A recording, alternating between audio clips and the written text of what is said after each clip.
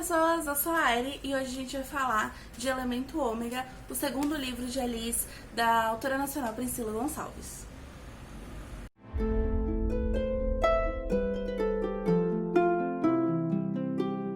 Bom, se você já viu a resenha que eu fiz do primeiro livro, sabe que eu adorei. Se você não viu, vou deixar o link em algum lugar aqui, por aqui. E o segundo livro, ele não começa imediatamente no final do segundo. Eu demorei a entender que tinha quase um ano de distância entre o final do primeiro livro e o começo desse. E aí algumas coisas aconteceram no meio e eu não lembrava. Eu fiquei... Mas vocês estão falando de um acontecimento que eu não lembro de ter lido. Será que eu pulei página? E então fica o aviso aí pra quem for ler, relaxa. Tem um pulo temporal, mas tudo se explica. Depois tudo fica no seu lugar. É só que a gente tem que lembrar que tem um espaço bastante grande de tempo entre o final de um livro e o começo do outro. Eu vou tentar não dar muito spoiler sobre o primeiro livro, mas é meio difícil porque, né? Continuação. Mas vamos lá.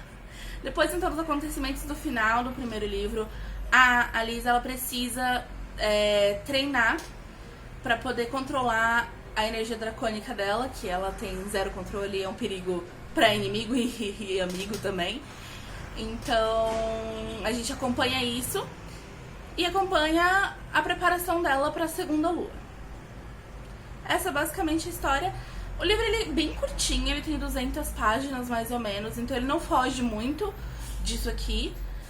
Ele prepara muito o terreno pro próximo livro, dá pra perceber assim, a gente descobre algumas coisas, a gente começa a entender as motivações do Helix, as origens e o funcionamento de algumas magias, só que nada muito bem resolvido nesse livro em si, né? Ele deixa aquele negócio de, meu Deus, e agora?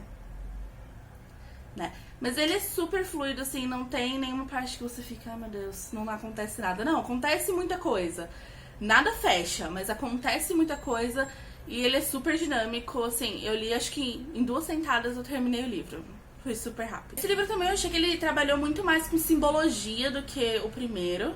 Confesso que algumas eu não entendi, mas outras eu achei que foi muito legal o jeito que foi colocado. Então tem algumas coisas que elas vão aparecendo mais de uma vez ao longo da história e você começa a entender como elas funcionam juntas. Quanto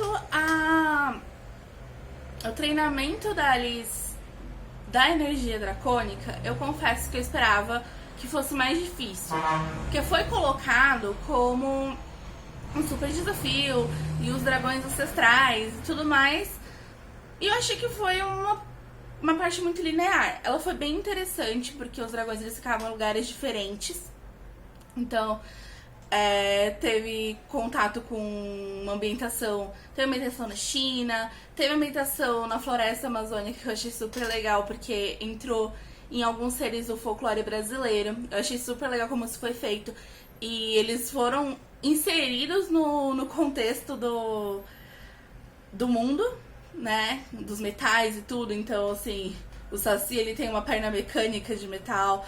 Eu achei super divertido como foi colocado, eu achei que enriqueceu bastante a ambientação do mundo. E acho que uma coisa que pegou bastante nesse segundo livro foram as questões políticas, né? Como as pessoas se aproveitam de situações de crise pra benefício próprio.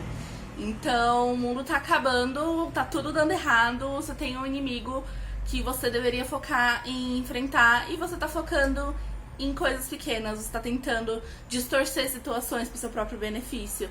Então, tem muita questão do preconceito contra as bruxas e como algumas pessoas se aproveitam de, isso aqui tem a ver com a magia delas, então vamos cadastrar todo mundo, vamos caçar todo mundo. Então, as pessoas, elas se aproveitam de momentos de crise pra destilar o preconceito, pra tentar ter benefícios. E aí, assim, não é muito difícil a gente entender que isso acontece na vida real também, né? Infelizmente, os paralelos, eles estão bem claros, assim. E apesar da Alice, ela ter amadurecido bastante do primeiro pro segundo livro, ela não perdeu a essência dela, né? Então, ela tá mais séria, mas ainda continua sendo ela. Então ela continua fazendo as piadas, ela continua sendo uma narradora muito engraçada, Ela entende a seriedade das coisas, mas isso não transformou a narrativa dela numa narrativa monótona, que era um medo que eu tinha de ele ficar meio, conforme ela fosse amadurecendo e levando as coisas mais a sério e sendo mais realmente a elemental, que isso mudasse muito a narrativa, e não muda.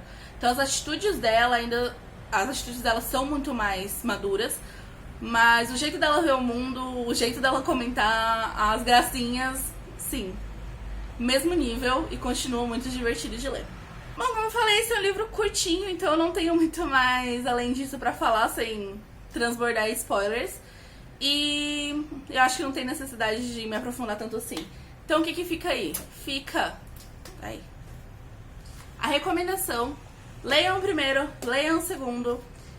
Eu acho que vou demorar um pouquinho pra ler o terceiro, porque eu entrei numa maratona e infelizmente eu não consegui encaixar eles nas categorias que eu precisava. Então talvez eu demore um pouquinho pra ler o último, mas eu tô morrendo de curiosidade. E assim que eu ler, eu já venho aqui com o vídeo pra vocês. Então lembra, curte, comenta, se inscreve no canal, clica no sininho. Enfim, na descrição vai ter o link pro e-book e pros meus trabalhos. Aproveitando aqui o final do vídeo, assim, só pra dizer que eu tô com um conto em pré-venda. O link vai estar aqui embaixo também. Então quem quiser já dá uma olhadinha ali, já ajuda. E também tá rolando um sorteio no meu Instagram, o @iribooks, de o kit de Cidade da Lua Crescente da Sarah J. Maas até o dia 29 ou 28, não sei. Mas corre lá, participa, e é isso. Até semana que vem.